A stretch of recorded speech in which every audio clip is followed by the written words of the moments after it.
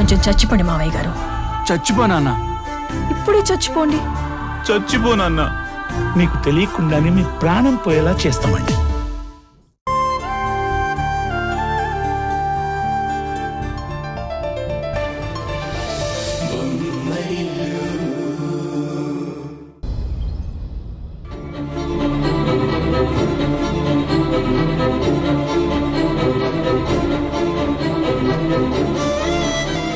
నువ్వేం భయపడకన్నయ్యా, ఈ ఫోన్ నేనే పగలగొట్టానని చెప్తాను.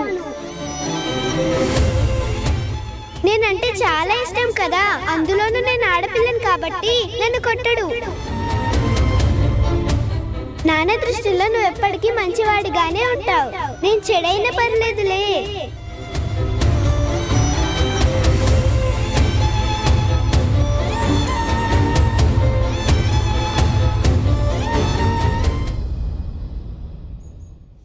ఏంటి, నువ్వు గెలిచి ఓడిపోయావా?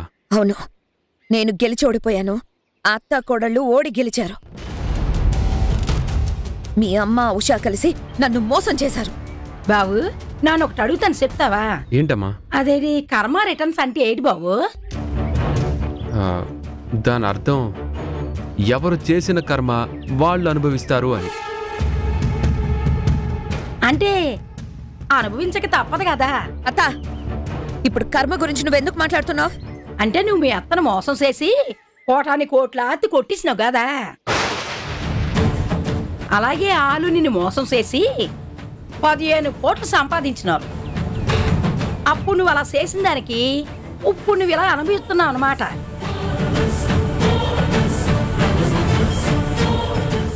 అలా అంటాననుకున్నావేటి? కాదమ్మా, నాను ఆ ఉద్దేశంతో అంటలేదు. నిన్న టీవీలో పెద్ద ఆయన కర్మ సిద్ధాంతం గురించి చెప్తూ కర్మ రిటర్న్స్ అన్నాడు. దాని అర్థమేటో తెలియక బాబుని అడిగినానమ్మా. నువ్వు ఈ మధ్య ఇంగ్లీష్ ప్రవచనాలు కూడా వింటున్నావా? మంచి విషయాలు తెలుసుకోవడానికి భాషతో పనే ఉందమ్మా.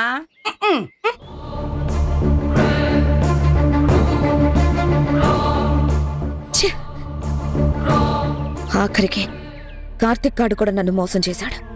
వాడు నా పక్క నుండుంటే నేను ఇలా మోసపోయి ఉండేదాన్నే కాదు. ఆఫీసులో వాళ్ళని వీళ్ళని పెట్టుకునే బదులు ఖాళీగా ఉన్న మీ ఆయనే తీసుకెళ్లి పెట్టుకోవచ్చు కదమ్మా. పుణ్యం పురుషార్థమను. నాలాంటి వాడు తన పక్కనుంటే నీతి నిజాయితీ అంటూ క్వాలిటీ అంటూ తను చేసే పనులకు అడ్డుపడుతుంటాను కదా.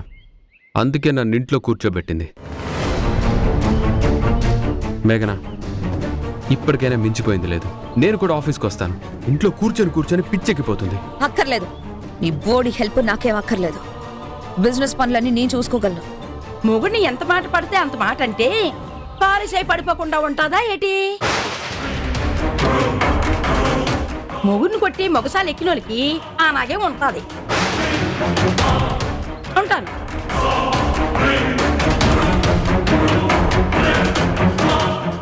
ఏటమ్మా అలా చూస్తున్నావు? మా ఊళ్ళో ఒక ఆవిడ మొగుడిని ఎంత మాట పడితే అంత మాట అనేది. ఆవిడికి పాపం పచ్చివాత వచ్చేసినాదట. ఆ విషయం మాట్లాడుతున్నాను ఫోన్లో. నిన్ను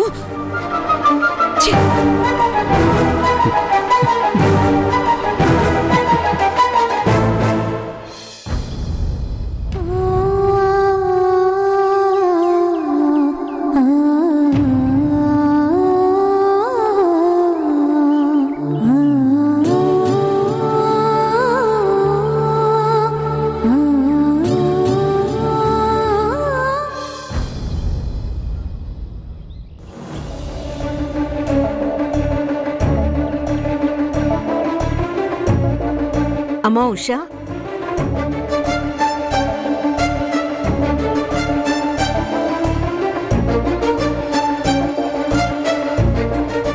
డాక్టర్ దగ్గరికి వెళ్ళొచ్చావు కదా, ఏమన్నారమ్మా?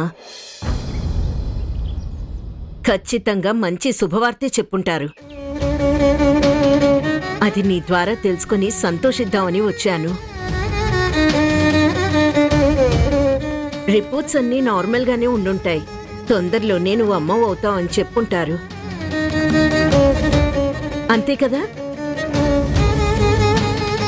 ఏంటమ్మా ఆలోచిస్తున్నావు? నీ నోట్తో నువ్వు ఆ తీపి కబురు చెప్తే నీ నోరు నేను తీపి చేస్తాను.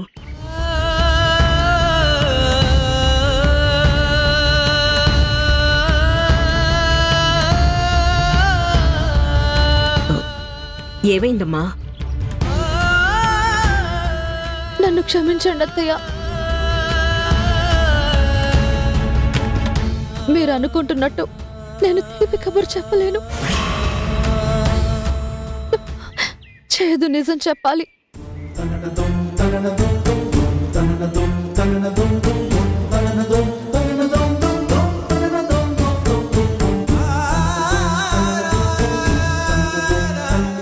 రిపోర్ట్స్ అన్నీ చూశాక నాలో ఏదో లోపం ఉందని, నేను తల్లిని కాలేనని డాక్టర్ చెప్పారు.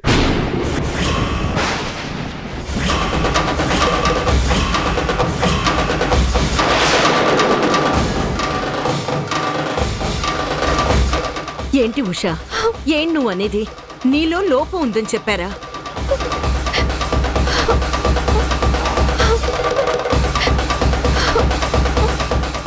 నిజం చెప్పు, నువ్వు తల్లివి కాలేవు అని చెప్పారా?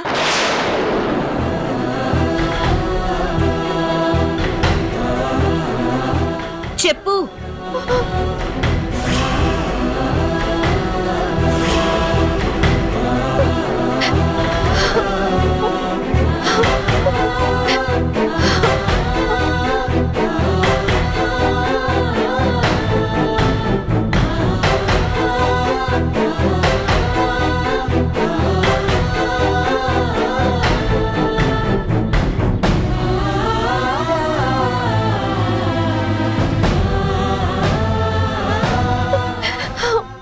అవునత్తయ్య, వారసుడి గురించి మీరు ఎన్నో కలలు కంటున్నారు. మీ కలలని నేను కూల్చేశాను.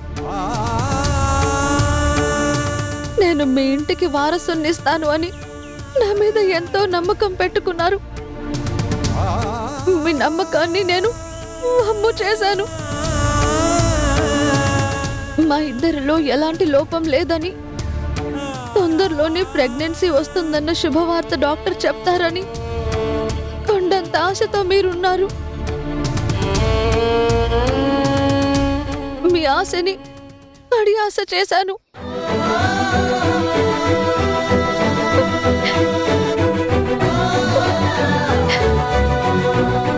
దయచేసి నన్ను క్షమించండి అత్తయ్య, నన్ను క్షమించండి.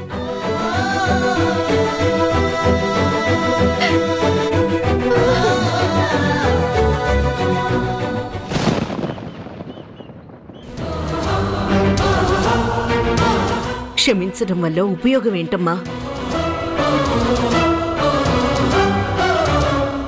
నేను నిన్ను క్షమించినంత మాత్రాన నీలో ఉన్న లోపం పోతుందా? ఇంటికి వారసుడు వస్తాడా? నేను నిన్ను క్షమించినంత మాత్రాన నేను కన్న కలలు నిజమవుతాయా? నేను విన్న నిజం అబద్ధం అవుతుందా?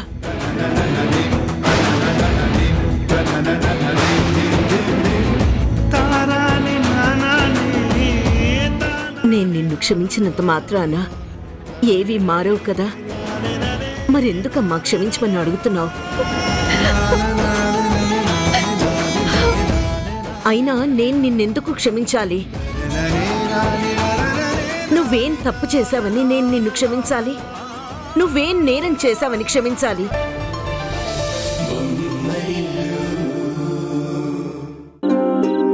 అలా సైలెంట్గా ఉంటావేంటి ఉషా? డాక్టర్ గారు ఏమన్నారు?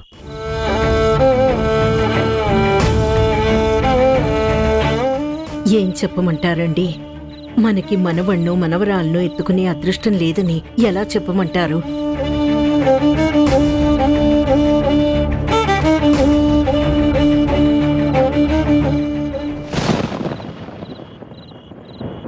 అంటే మనకి పిల్లలు పుట్టరని చెప్పారా? అవునండి, ఉషలో ఏదో లోపం ఉందట. తనకి తల్లయ్యే అవకాశం లేదని డాక్టర్ చెప్పారటండి.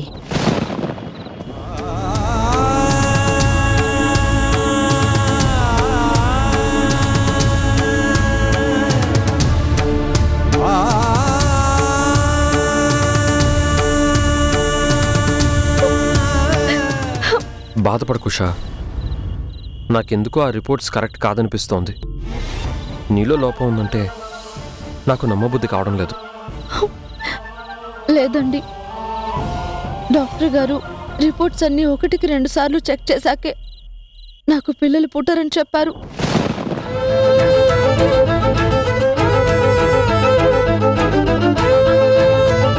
మన జీవితాల్లో ఇలాంటి పరిస్థితి వస్తుందని నేను కల్లో కూడా అనుకోలేదండి. మన వంశానికేదో శాపం ఉన్నట్టుంది.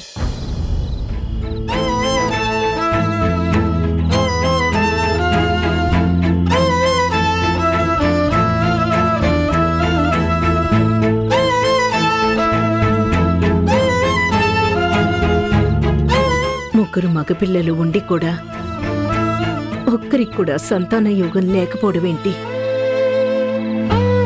పెద్ద కోడలు రెండో కోడలు ఇంటికి వారసుణ్ణి ఇవ్వలేకపోయినా మూడో కోడలైనా ఇస్తుందని ఉష మీద ఎన్నో ఆశలు పెంచుకున్నాను. నా ఆశలన్నీ ఆవిరైపోయాయి. ఊరుకో కిరణ్మయ్య, ఏ జన్మలో ఏ పాపం చేశావు, ఈ జన్మలో ఇలా అనుభవిస్తున్నావు. వదినకి పిల్లలు పుట్టరని తెలిసి మనమే ఇంత బాధపడుతున్నాం. పాపం కిరణ్ అన్నయ్య ఎంత బాధపడుతున్నాడో ఏంటో. నేనేం బాధపడట్లేదు ఉషా. అయినా మనకేం ఏజ్ అయిపోలేదు కదా. మనకి పిల్లలు పుట్టరని చెప్పగానే ఏడుస్తూ కూర్చోవడానికి. అవసరమైతే ఇండియాలో టాప్ డాక్టర్తో ట్రీట్మెంట్ తీసుకుందాం, ఓకేనా? అప్పుడు కూడా పిల్లలు పుట్టకపోతే మనవడు మనవరాళ్ళ బోసి నవ్వులు ముద్దు మాటలు ఇవేవీ చూసే అదృష్టం మనకు లేదని సరిపెట్టుకుందాం. అలా సరిపెట్టుకోవాల్సిన అవసరం మనకేంటి ఉషా? మనకి బిడ్డలు లేరు అని ఎవరన్నారు? నాకు నువ్వు బిడ్డవి, నీకు నేను బిడ్డని.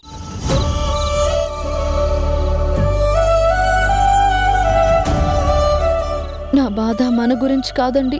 నా బాధ అంతా అత్తయ్య గారి గురించి. ఎప్పుడెప్పుడు మన ఇంటి వారసులు వస్తారా అని అత్తయ్య గారు ఎంతో ఎదురు చూస్తున్నారు. ఎప్పుడెప్పుడు తండ్రి నవ్వుతానా అని మీరు కూడా ఎదురు చూస్తున్నారు. ఎటువంటి పరిస్థితుల్లో నాకు తల్లినయ్యే అవకాశం లేదని తెలిసేసరికి ఏం చేయాలో అర్థం కావడం లేదు.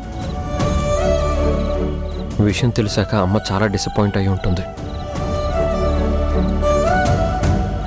అమ్మ నిన్నేమన్నా అందా? అత్తయ్య గారు ఏమీ అనలేదండి. ఏమీ అనకపోగా అమ్మలా నన్ను హక్కున చేర్చుకున్నారు. కోడలికి తల్లయ్యే అవకాశం లేదు కదా అని కొడుకుని కోడల్ని విడదీసి కొడుక్కి ఇంకో పెళ్లి చేసే రకం కాదు నేను అంటూ నాకు ధైర్యం చెప్పారు. కావాలంటే ఒక బిడ్డని దత్తత తీసుకుందామని కూడా అన్నారు. నాకు తెలుసు మన ఇద్దరిని విడదీయాలన్న ఆలోచన అమ్మకి రాదు అని నాకు తెలుసు. నువ్వు కూడా అలాంటి ఆలోచనలు చేయొద్దు. అర్థం కాలేదా? నీకు పిల్లలు పుట్టే అవకాశం లేదు కదా అని నా జీవితంలో నుంచి వెళ్ళిపోయి నాకు వేరే పెళ్లి చెయ్యాలన్న ఆలోచన చెయ్యొద్దు అంటున్నాను. ఒకవేళ నీ పరిస్థితుల్లో నేనే ఉంటే, ఐ మీన్ నాకు పిల్లలు పుట్టే అవకాశం లేదని డాక్టర్ గారు చెప్పుంటే నన్ను వదిలేసి నువ్వు వెళ్ళిపోతావా? అలాగే నీకు పిల్లలు పుట్టే అవకాశం లేదని డాక్టర్ గారు చెప్పినా కూడా నువ్వు నన్ను వదిలి ఎక్కడికి వెళ్ళొద్దు.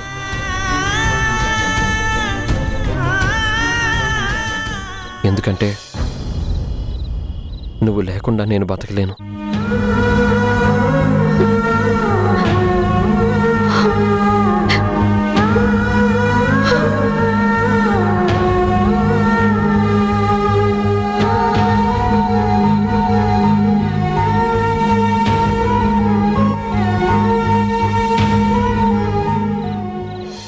అమ్మలాంటి మనసుతో అందరినీ ఆదరించే ఉషకి అమ్మ ఏమయ్యా అదృష్టం లేకుండా చేశాడా భగవంతుడు?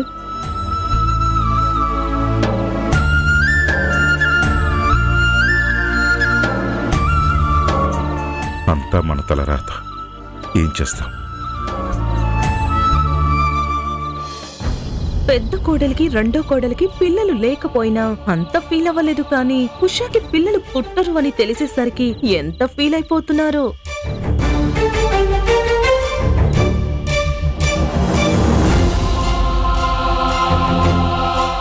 ఎంతైనా ఆవిడ గారు వీళ్ళ ముద్దుల కోడలు కదా.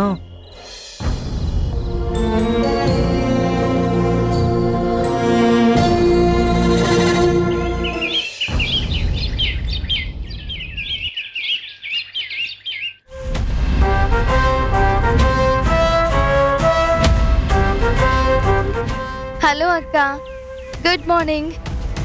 నేను నీకు గుడ్ మార్నింగ్తో పాటు గుడ్ న్యూస్ కూడా ఒకటి చెప్పబోతున్నాను. గుడ్ న్యూసా? ఏంటక్క అది? నీ బిడ్డ కిరణ్ వాళ్ళ ఇంటికి వారసుడు కాబోతున్నాడు.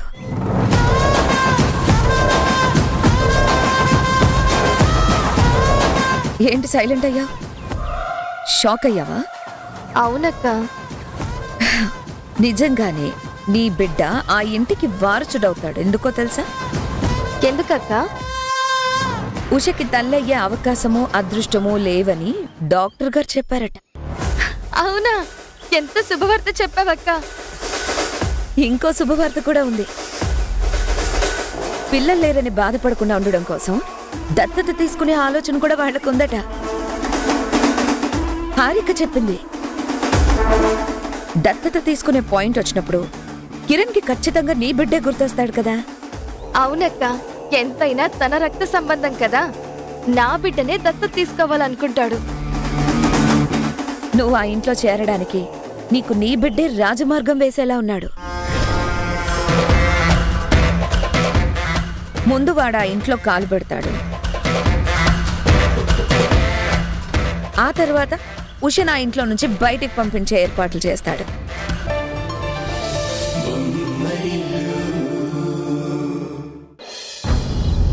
మన ఇద్దరి మధ్య జరిగిన దానికి సాక్ష్యం లేకుండా చెయ్యమంటారా? అంటే నేను అబార్షన్ చేయించుకుంటాను.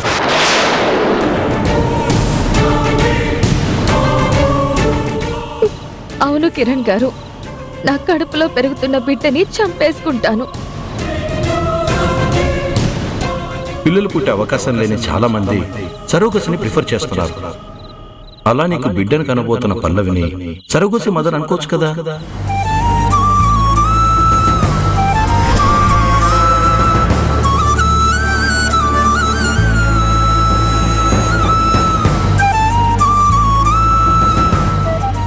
మీకోసం, మీ సంతోషం కోసం నా కడుపులో పెరుగుతున్న బిడ్డనే కాదండి, నన్ను నేను చంపేసుకోవడానికైనా సిద్ధమే. పల్లవి, ఏంటలా పిచ్చి మాటలు మాట్లాడుతున్నావు?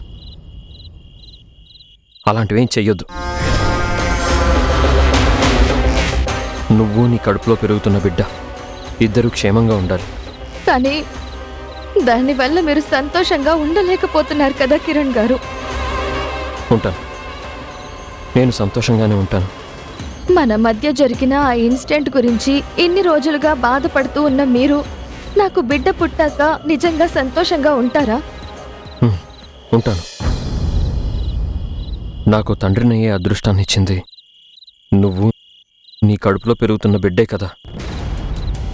అదేంటండి అలా అంటారు? రేపో మాపో ఉషా కూడా మీకు ఆ అదృష్టాన్ని ఇస్తుంది కదా.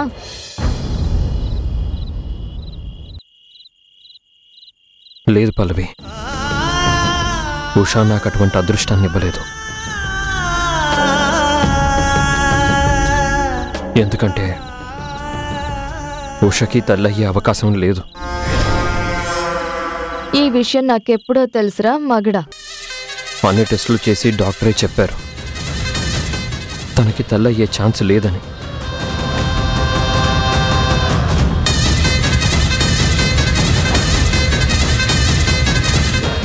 అవునా? ఎంత బ్యాడ్ న్యూస్ చెప్పారు కిరణ్ గారు. భగవంతుడు ఒక చోట అన్యాయం చేస్తే మరో చోట న్యాయం చేస్తాడు అంటారు.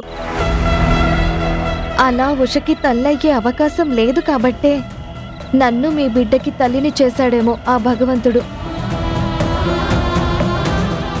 ఆ భగవంతుడి నిర్ణయానికి తల వంచి నేను అబార్షన్ నిర్ణయాన్ని మార్చుకుంటాను. పండంటి బిడ్డని కని మీ చేతుల్లో పెట్టి మీ మొహంలో సంతోషం చూసి మీకు దూరంగా ఎక్కడికైనా వెళ్ళిపోతాను. మీ జీవితాల్లో నుంచి శాశ్వతంగా వెళ్ళిపోతాను.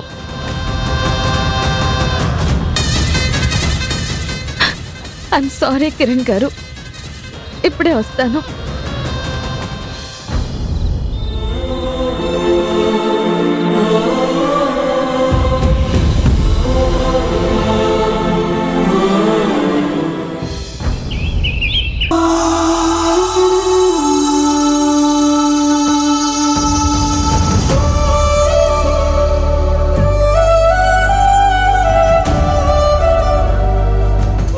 సంజయ్ సార్ని మేఘన మేడం ఆఫీస్ నుంచి పంపించేశారు సార్.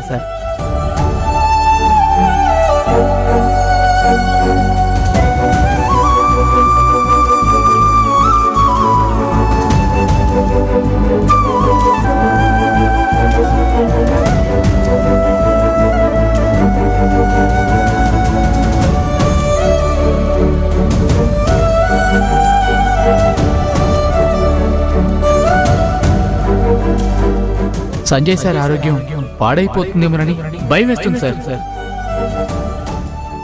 మీరే ఏదో ఒక రకంగా సంజయ్ సార్ని దారిలో పెట్టాలి సార్.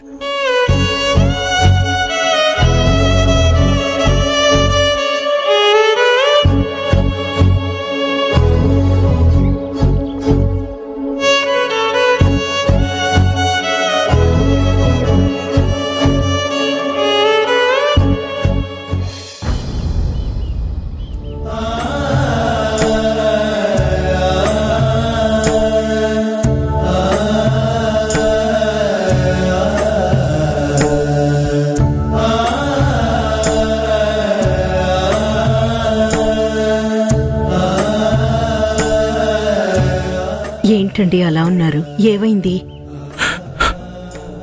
ఆస్తులు పోగొట్టుకున్నప్పుడు కూడా ధైర్యంగా నిలబడగలిగారు కిరణ్మయి. కానీ విలువలు పోగొట్టుకున్న కొడుకును చూసి తట్టుకోలేకపోతున్నాను. వాడు అసలు ఏం జరిగిందండి? ఎవరి గురించి మాట్లాడుతున్నారు? సంజయ్ పరిస్థితి మరీ దారుణంగా ఉంది కిరణ్మయి. వాడిని ఆఫీసులో నుంచి కూడా గెట్టేసిందంట ఓ మేఘన. పగలు రాత్రి తేడా లేకుండా తాగుడికి బానిసైపోయాడట. తాగుడికే కాదు, ఆ మేఘన దగ్గర ఒక బానిసలాగా బతుకుతున్నాడంట.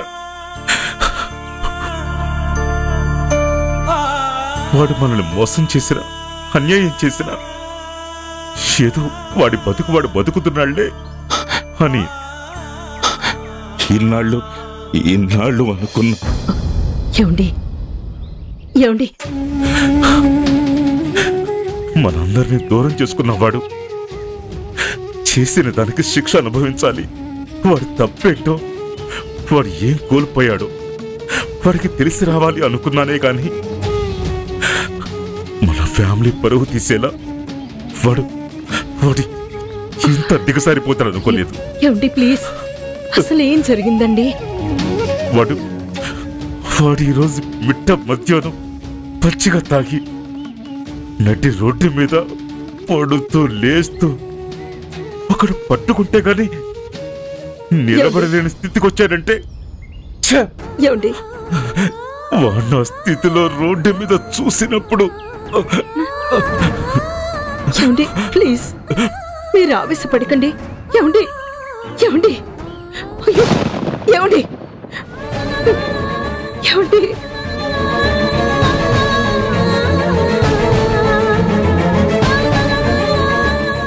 నాన్నా,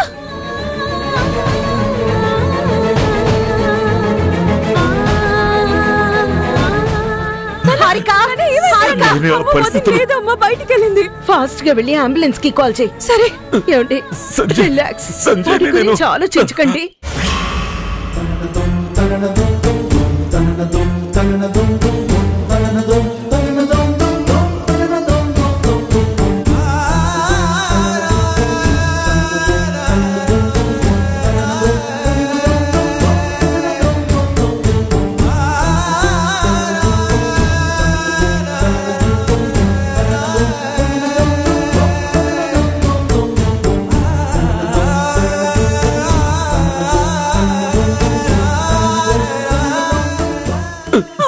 కలవట్లేదమ్మా.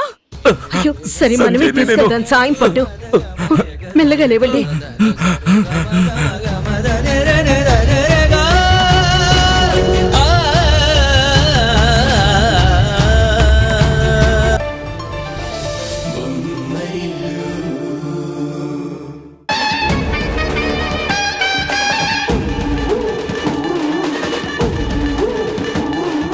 కంగారు పడకండి.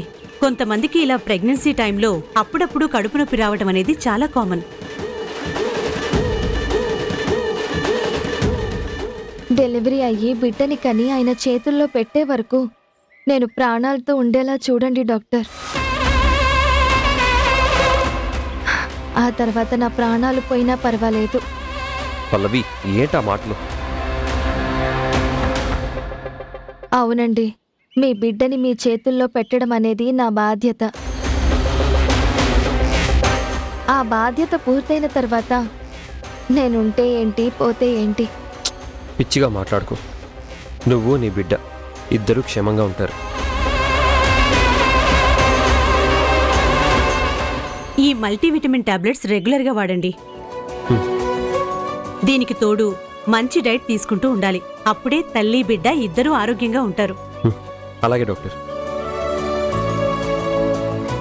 ఇలా సడన్ గా కడుపు నొప్పి వచ్చి అది పెరుగుతుంటే మాత్రం నెగ్లెక్ట్ చేయకండి. వెంటనే హాస్పిటల్కి తీసుకెళ్ళండి. Okay doctor, thank you. It's okay.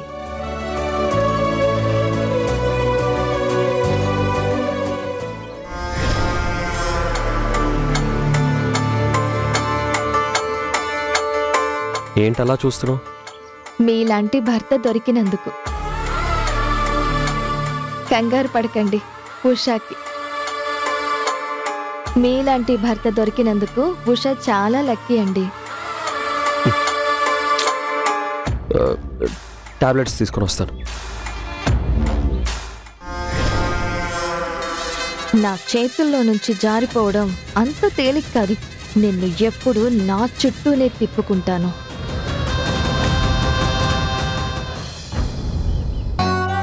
ఆ దేవుడు నా మొర ఆలకించాడు. గండం గడిచేలా చేశాడు. ఈ గండం గడిచిపోయిందమ్మా, కానీ పోలీస్ స్టేషన్ గండం ఉంది కదా. ముందు నేను పోలీస్ స్టేషన్కి వెళ్ళి సరెండర్ అవుతాను. ఒక్కదానివే వెళ్తావా అమ్మా? భయపడకమ్మా, వెళ్తే ఏం కాదు. వాళ్ళేం ప్రాణాలు తీయరు కదా. జరిగింది జరిగినట్టుగా వాళ్ళకి చెప్తాను. తర్వాత ఏం జరుగుతుందో చూద్దాం. ఇప్పుడు నేను వెళ్ళకపోతే వాళ్ళు మళ్ళీ వస్తారు, నన్ను అరెస్ట్ చేసి తీసుకెళ్తారు. దానికన్నా ముందు నేనే వెళ్ళి సరెండర్ అవటం మంచిది కదా. వస్తానమ్మా. నాన్న జాగ్రత్త. నాన్నగారు అడిగితే గుడికి వెళ్ళానని చెప్పు. అలాగేనమ్మా. అత్తయ్య,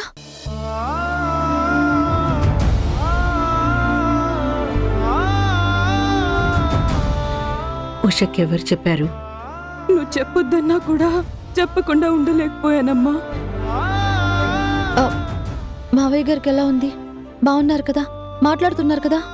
కంగారు పడకమ్మా, గండం గడిచింది. ఆయన బాగున్నారు.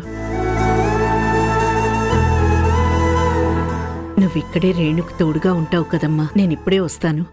ఎక్కడికి వెళ్తున్నారు అత్తయ్య? గుడికమ్మా. ఈ టైంలోనా? గండం గడిచింది కదమ్మా, వెళ్ళి పూజ చేయించుకొని వస్తాను.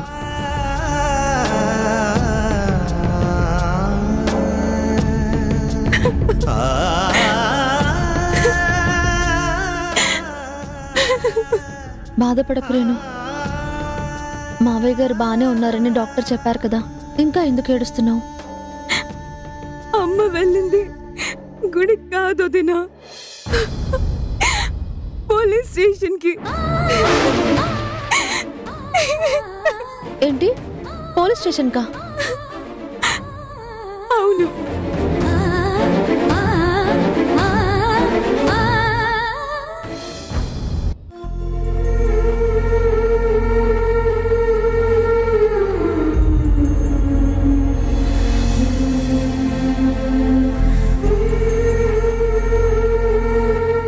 నర్స్ సార్, ఏం కావాలి సార్? ఒకసారి మా వాళ్ళని పిలుస్తారా? Okay sir.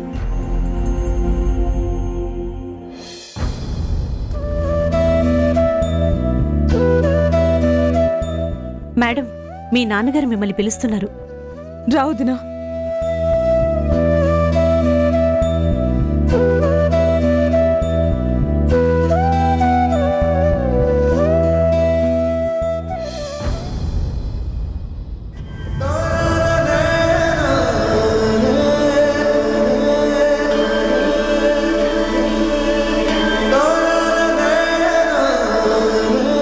అమ్మా ఉషా, ఇప్పుడు ఎలా ఉంది మావయ్య? బానే ఉందమ్మా. మీ అత్తయ్య ఎముడితో పోరాడి నన్ను గెలుచుకున్నట్టుంది.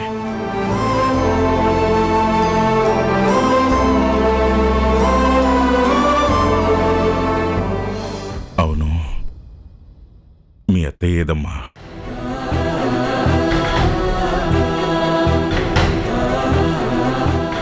రేణు, మీ అమ్మ ఎక్కడమ్మా?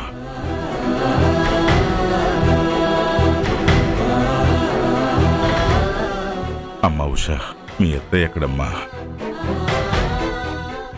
మావయ్య అది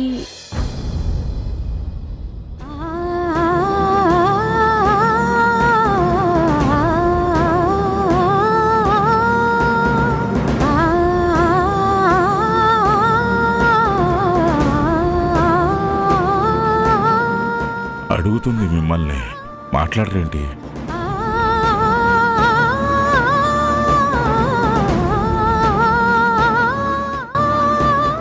నేనొచ్చేశానండి.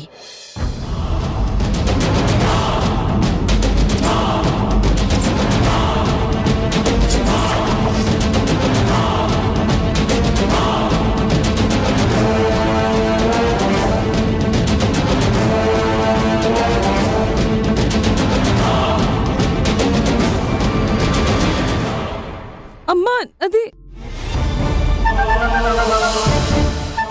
కిరణ్మయి, డాక్టర్ గారిని డిశ్చార్జ్ ఎప్పుడు అడుగు.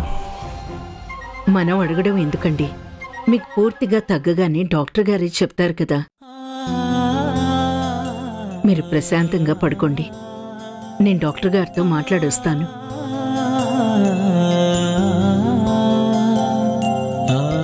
పదండమ్మా. సరే అత్తయ్య, వస్తాం మావయ్య. అలాగేనమ్మా.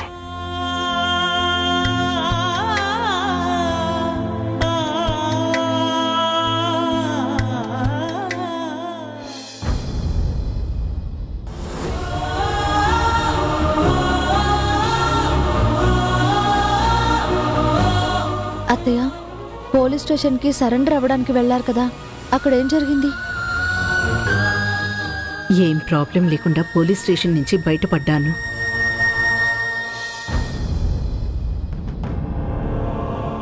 ఇన్స్పెక్టర్ గారు నమస్తే మేడం.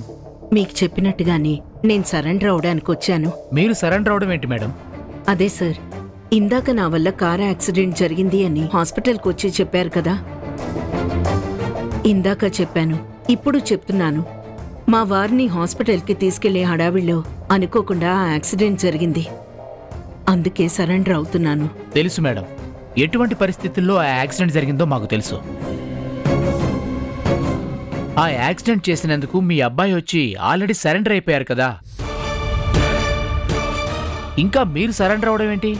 మా అబ్బాయి సరెండర్ అయ్యాడా? అవును మేడం, అదిగో సెల్లో ఉన్నాడు చూడండి.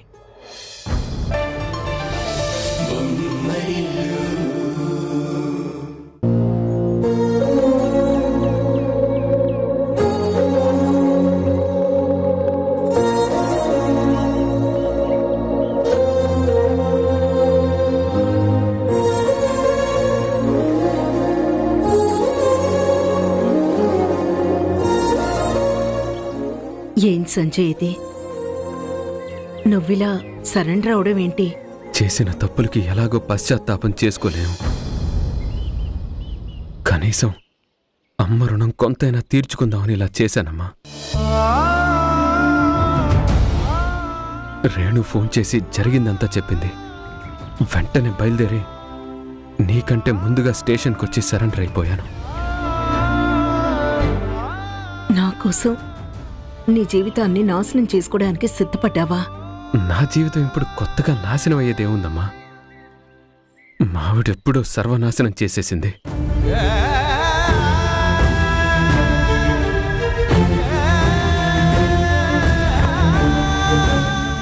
అటువంటి మనిషిని పెళ్లి చేసుకున్న పాపానికి నేను ఇలాంటి శిక్ష అనుభవించాల్సిందేనమ్మా, అనుభవించాల్సిందే.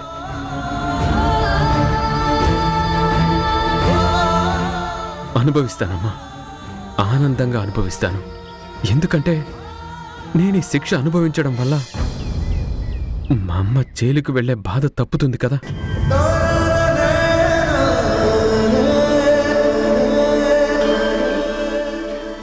కోసం ఎంత త్యాగానికి సిద్ధపడ్డావురా.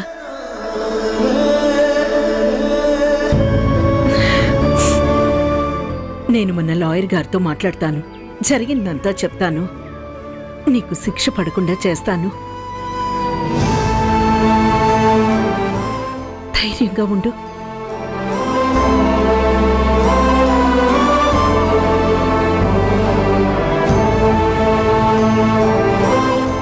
నమస్కారం అయ్యా. నమస్కారం.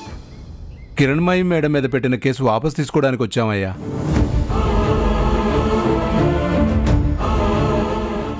రంగయ్య. నమస్కారం అమ్మా.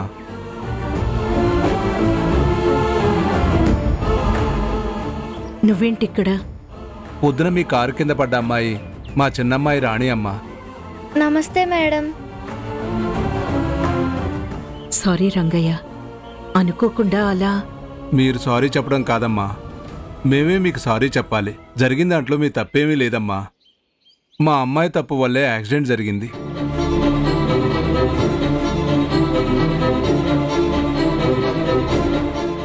సారీ మేడం, నేను ఫోన్ మాట్లాడుతూ రోడ్ క్రాస్ చేస్తున్నాను. ఇయర్ ఫోన్స్ పెట్టుకోవడం వల్ల కార్ సౌండ్ కానీ హారన్ సౌండ్ కానీ నాకు వినిపించలేదు.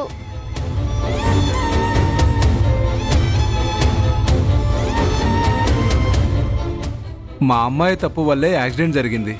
పైగా మా అమ్మాయికి దెబ్బలు కూడా ఏమీ తగలలేదు. కాకపోతే చుట్టుపక్కల వాళ్ళందరూ కారు ఆగకుండా వెళ్ళిపోయిందని పోలీసులకు ఫోన్ చేసి కంప్లైంట్ ఇచ్చారమ్మా.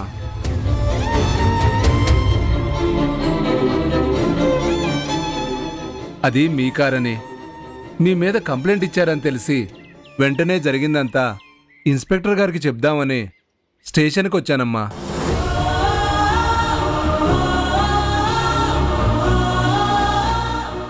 ఇన్స్పెక్టర్ గారు, జరిగిందంతా చెప్పాను కదా. మేము చేసిన తప్పుకి వాళ్ళకి శిక్ష విధించొద్దు. కంప్లైంట్ వెనక్కి తీసుకుంటున్నాను. దయచేసి వాళ్ళని వదిలేయండి. మీ అంతటా మీరే వచ్చి కేసు విత్డ్రా చేసుకుంటున్నా ఉన్నారు కాబట్టి నో ప్రాబ్లం. కానిస్టేబుల్, సంజయ్ గారిని బయటకు తీసుకురండి.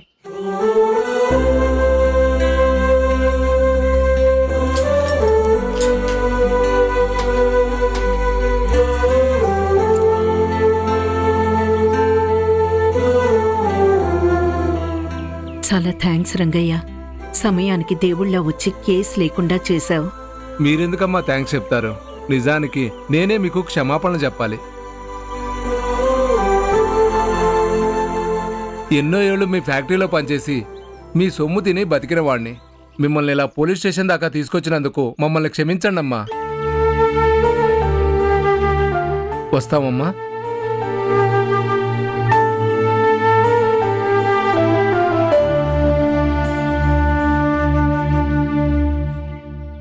అమ్మా,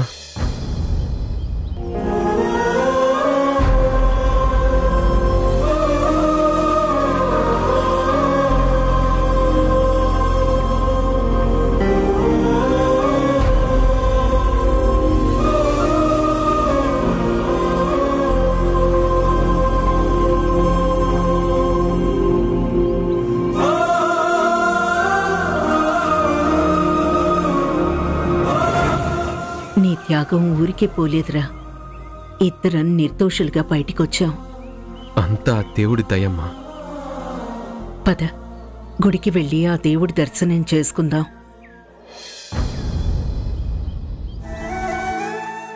అలా పోలీస్ స్టేషన్ గండం గడిచిందమ్మా. చూసారా అత్తయ్య, బావగారికి మీ మీద ఎంత ప్రేమ ఉందో. మీకోసం తను జైలుకి వెళ్ళడానికి కూడా సిద్ధపడ్డారు. నాకు తెలుసమ్మా, వాడి సంగతి నాకు తెలుసు. కాకపోతే ఆ మేఘన వల్లే వాడు తప్పుదారి పట్టాడు.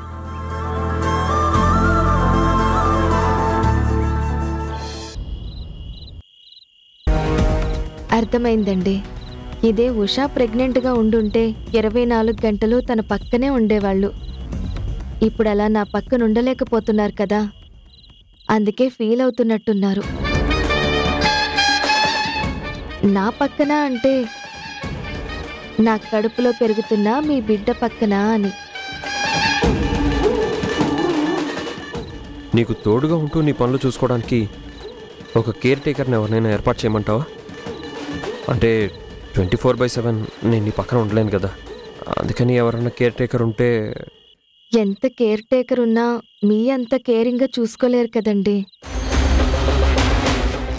వద్దండి, నాకే కేర్ టేకర్ అక్కర్లేదు.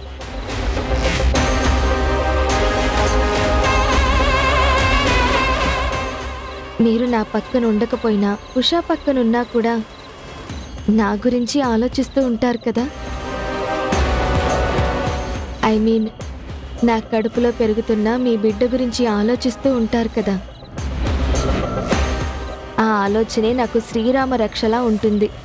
నాకు ఏ ఇబ్బంది లేకుండా రక్షిస్తుంది. అలాంటప్పుడు ఇంకా నాకు కేర్ టేకర్ ఎందుకు? కాకపోతే ప్రతి ఆడపిల్లకి ఇటువంటి పరిస్థితుల్లో భర్త పక్కనుండాలి అన్న కోరిక ఉంటుంది. ఆ కోరిక తీరే అదృష్టం నాకు లేకపోవడమే కాకుండా అలా కోరుకునే అర్హత కూడా నాకు లేకుండా పోయింది. మనుషులం అర్హతల గురించి అదృష్టాల గురించి ఆలోచిస్తాం, కానీ మనసు అవేవి ఆలోచించదు కదా. అందుకే ఒక చిన్న కోరిక కోరుకుంటుంది.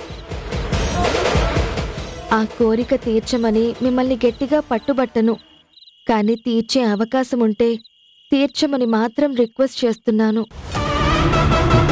చెప్పు, అవకాశం ఉంటే తప్పకుండా నీ కోరిక తీరుస్తాను. మీరు ఆ కోరిక తీరిస్తే సంతోషిస్తానే తప్ప తీర్చకపోతే మాత్రం నేను బాధపడను కూడా. మీరు కూడా అలా బాధపడకూడదు. అలా మీరు నాకు మాటిస్తేనే ఆ కోరిక ఏంటో చెప్తాను. చెప్పు. ఏం లేదండి, మీరు ఎంత బిజీగా ఉన్నా రోజులో కొంత నా కోసం టైం కేటాయిస్తున్నారు, నా దగ్గరకు వస్తున్నారు, సంతోషం. కానీ పూర్తిగా కొన్ని రోజులు నా దగ్గరే ఉండాలన్నది నా కోరిక.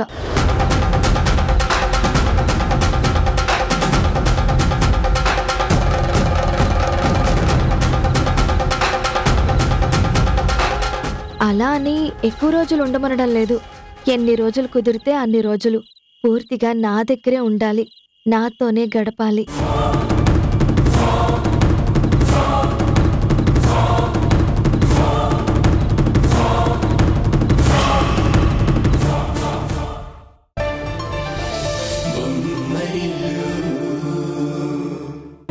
చెప్పు హారిక.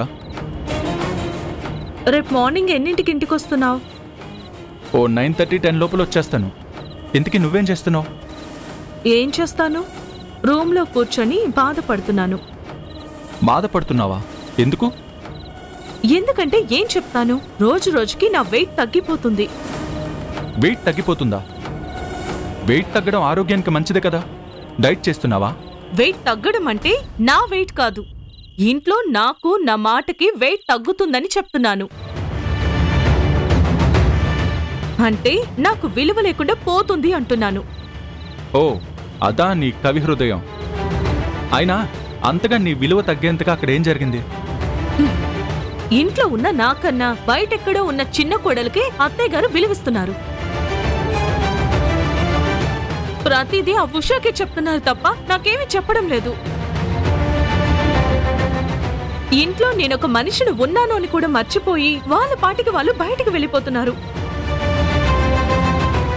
వాళ్ళెక్కడికి వెళ్లారో తెలుసుకోవడం కోసం కాల్ చేస్తే కనీసం నా కాల్ కూడా ఆన్సర్ చేయడం లేదు.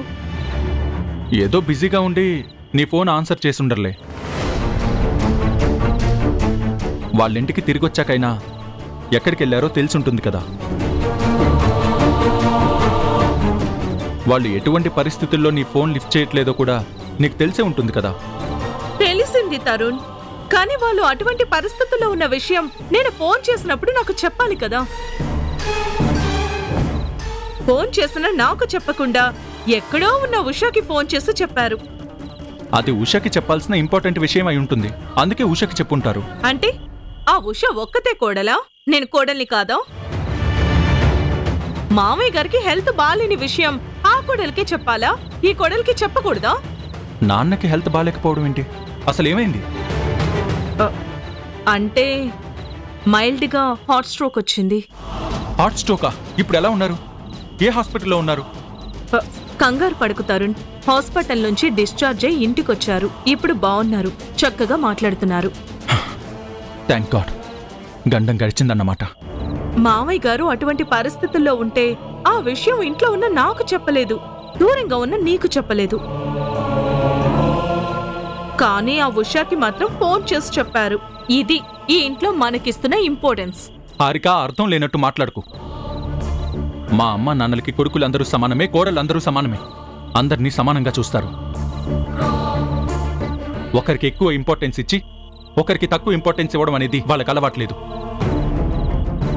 ప్రతిదీ భూతత్వంలో నుంచి చూసి నెగిటివ్గా ఆలోచించి నీ మనసు పాడు చేసుకుని నా మనసు పాడు చేయాలని చూడకు. రేపు వచ్చాక మాట్లాడతాను. ఉంటాను. ఈయనే మొగుడండి బాబు, పెళ్ళం మాట వినకుండా అమ్మ నాన్నలకి ఇంపార్టెన్స్ ఇస్తాడు. ఈయన ఇలా ఉన్నాడు కాబట్టే ఈ ఇంట్లో నా పరిస్థితి ఇలా ఉంది.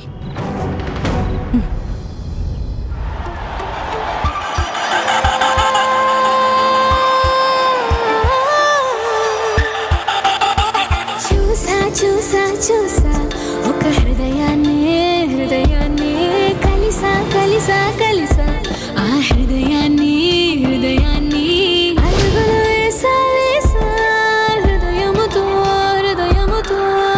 అందించానా హృదయం మా హృదయముకే. చూసా చూసా చూసా ఒక హృదయాన్ని కలిసా కలిసా కలిసా ఆ హృదయాన్ని అడుగులు వేసా వేసా హృదయంతో అందించానా హృదయం మా హృదయముకే.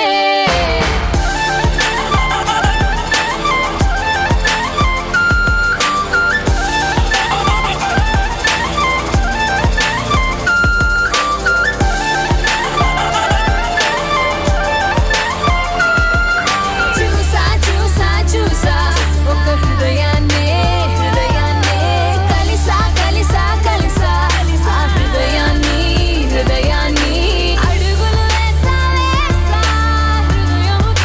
హృదయముతో అందించానా హృదయం మా హృదయముకే. ఒకే ఒక మాటే నువ్వై, మాటే రాని మౌనం నువ్వై, మౌనానికే రూపం నువ్వై నన్నే చేరావే.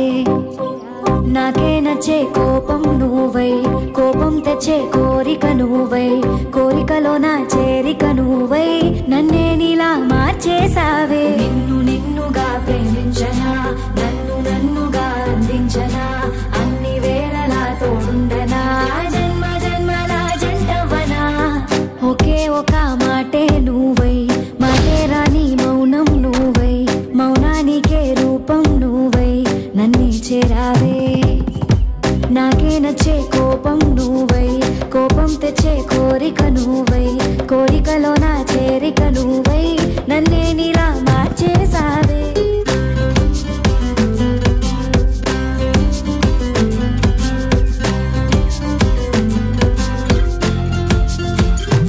ఓ కౌగిలింత సగభాగాన్ని నీకే ఇవ్వనా, కనుల మధ్య కరగని దూరం చూపై కల్పన.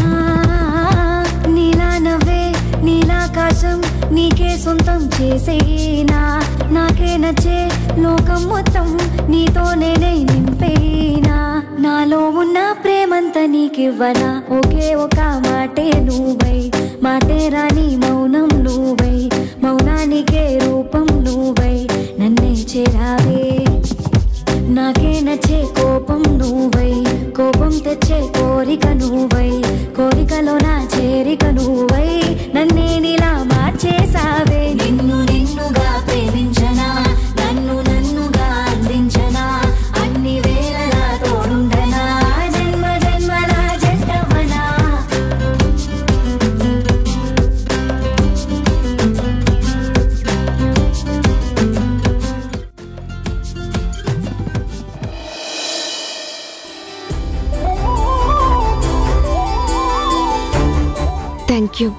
Thank you so much.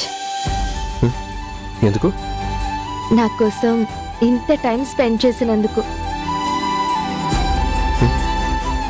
Of course మీరు ఇంత టైం స్పెండ్ చేసింది నా ఒక్కదాని కోసమే కాదనుకోండి, నా కడుపులో పెరుగుతున్న మీ బిడ్డ కోసం కదా.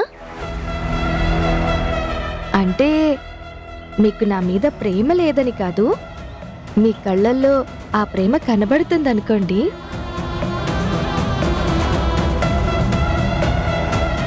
ఏదో అడిగాను కదా అని ఒక డ్యూటీ చేసినట్టు కాకుండా ఫీల్ అవుతూ నాతో స్పెండ్ చేశారు.